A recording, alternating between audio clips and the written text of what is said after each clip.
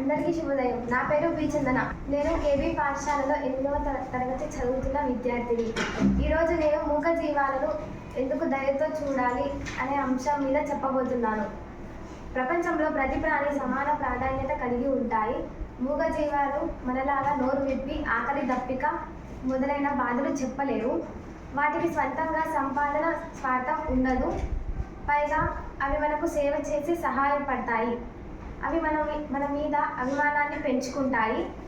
కనుక పశుపక్షాదుల పట్ల ప్రేమ కలిగి ఉండాలి. మన సరదా కోసం వాటిని రాళ్లతో కొట్టడం, టపాసులు కాల్చి వాటి మీద విసడం లాంటివి చేయకూడదు.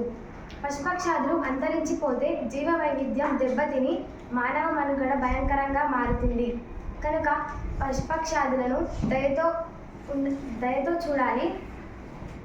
మూగజీవాల పట్ల దయ కలిగి ఉండాలి. మూగజీవాలను ప్రేమగా చూడండి. మూగజీవాలను రక్షించండి. భూత దయ కలిగి ఉండాలి. ధన్యవాదాలు.